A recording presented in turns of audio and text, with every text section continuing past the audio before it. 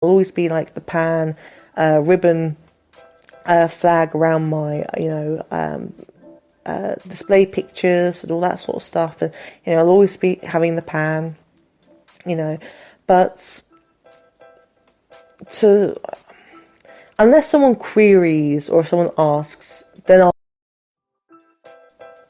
and it's like, oh, when someone doesn't want to assume, they actually ask nicely, and they're like, oh, by the way, you're bi, aren't you? Or am I assuming, or did I forget? And you're like, oh, no, I'm pan, because then you feel like someone's actually, listened, or at least not assumed, and have actually, bothered to ask.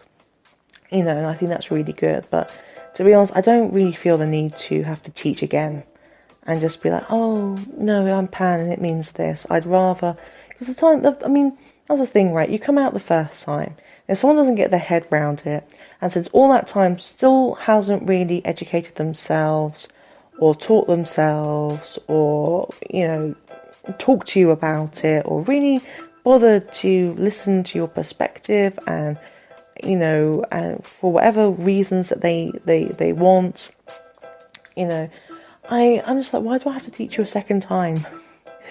So, again, everything's on my, on my profiles and everything, that I'm pan and having the pan flag ribbon around my profile picture and all that sort of stuff, right? It's not hidden. Well, if no one bothers to ask, I'm not gonna update them, and I'm not going to, but if someone asks or questions or goes, oh, what's that flag mean? I'll be like, oh, it means I'm pan, because I actually am not bisexual. That label is incorrect, actually. It didn't actually suit my sexuality. This label actually represents it much better. Maybe still not always perfectly, but it's a much better representation. Oh, okay, cool. Different if it's already in, if that person's already in the community, then obviously then it's like, hey, I'm pan. Oh, cool. I totally know what that means. Brilliant. So I think that's great.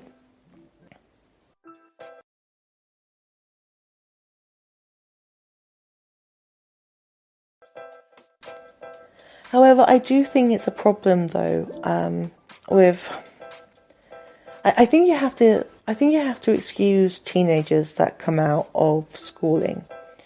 My sexual education was, I can't remember exactly when the lessons were done. I'm guessing it was, if I remember correctly, somewhere between maybe around year 8, so maybe I was around, somewhere around being 12 or 13, something like that, we had sex ed.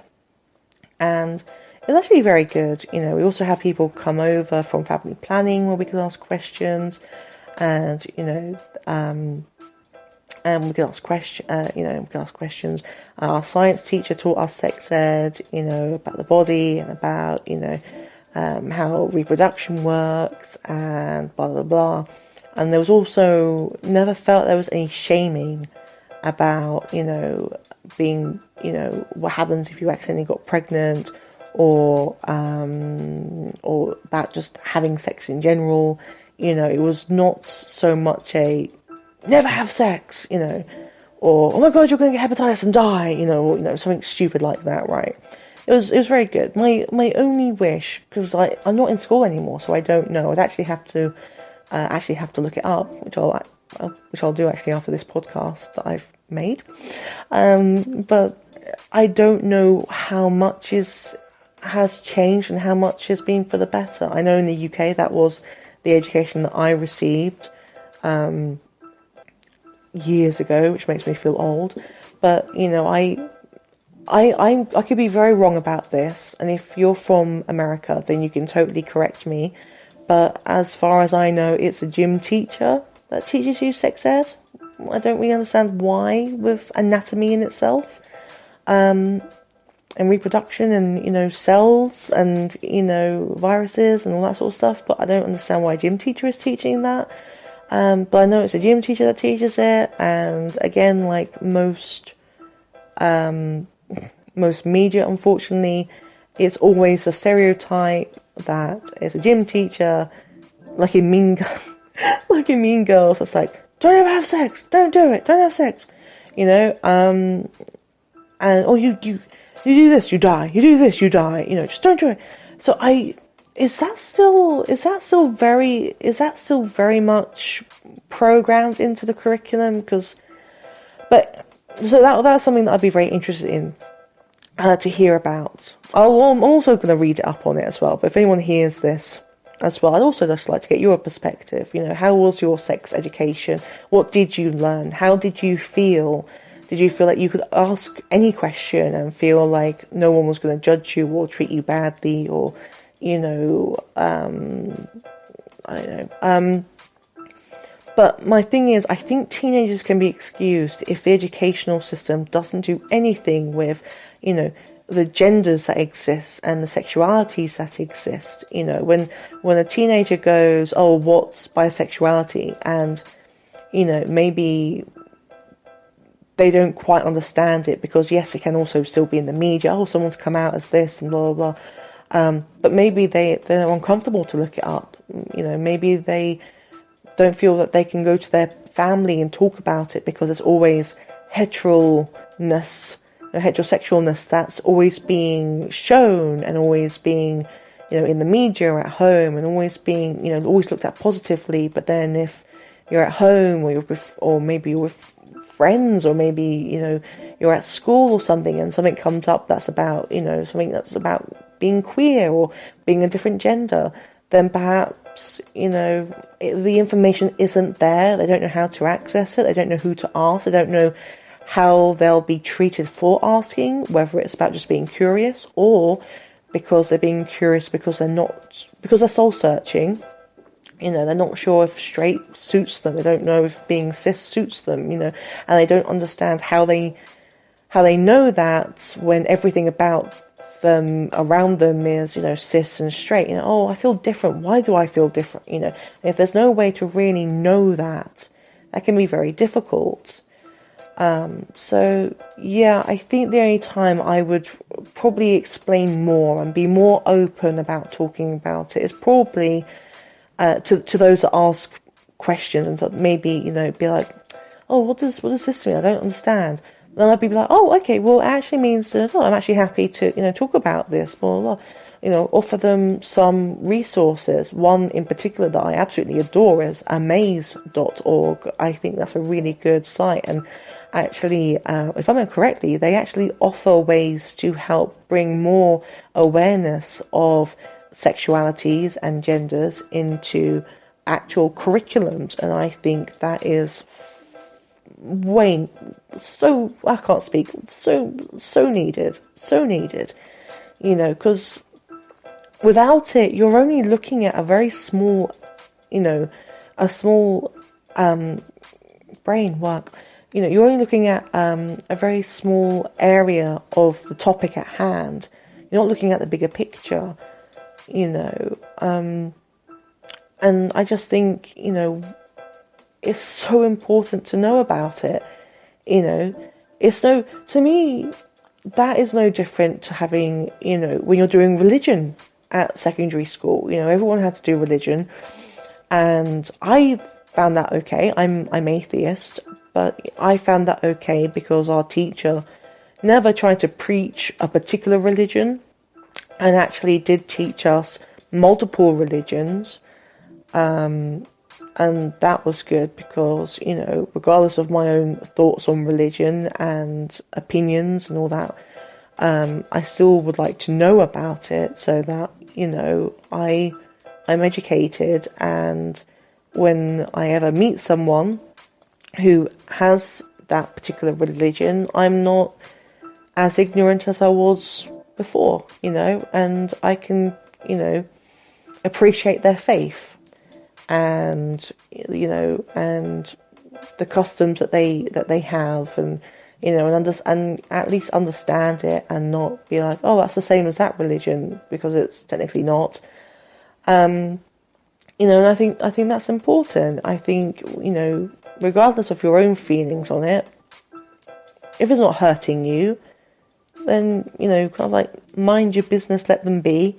But as well as appreciating the differences of us all, so I'm very much a don't preach at me kind of thing. Don't tell me to be this way or believe in a particular thing when, for me personally, there's no scientific backup. But when there is, there's proof. There's so much proof. Then I'm very much please be educated and please understand something. And I'm happy to talk about it to an extent, but still try and do it for yourself first. And again, my only thing is I kind of excuse more for those that are far younger, either still in the school education system or have just left, that have certain questions. Then I'm far more understanding and sympathise with what they weren't able to know at the time. That also goes, I suppose, with BDSM. It's very difficult to talk to someone that probably has no idea other than maybe watching 50 Shades of Grey.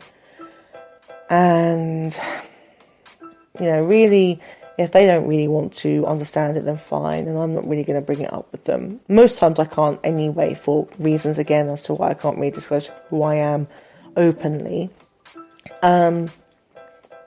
But yeah, it's just like, no, that's not, no, that's not how it works. No,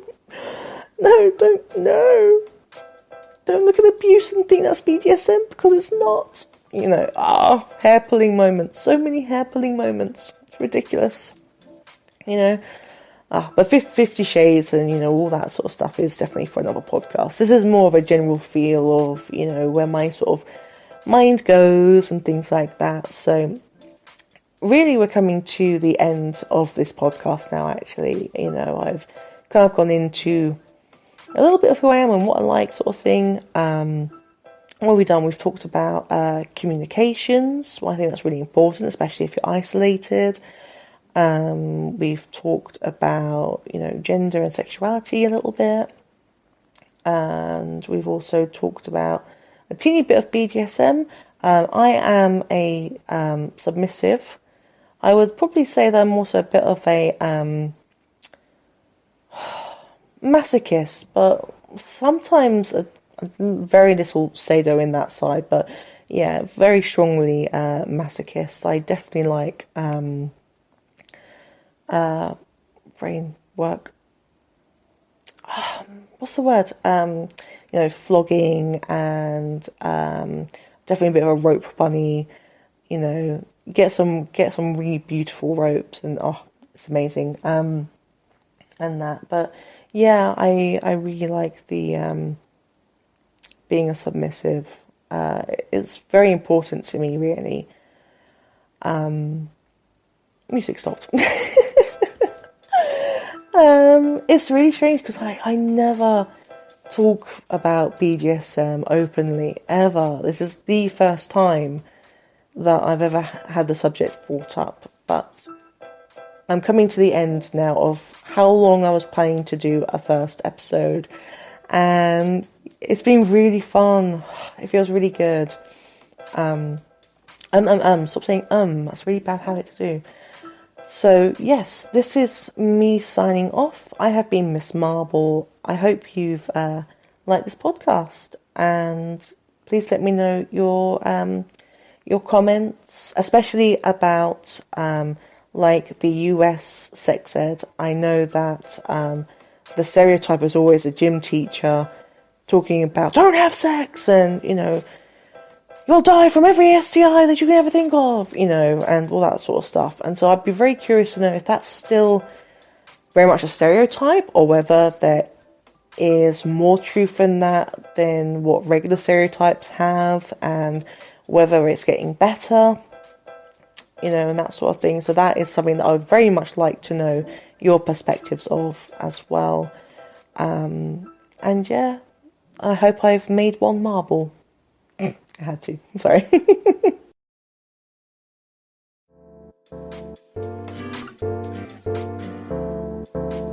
This has been a Make One Marble podcast. I really hope you've enjoyed this episode and the content that I make. and the perspectives that I bring. If you'd like to give me your own thoughts and your own perspective,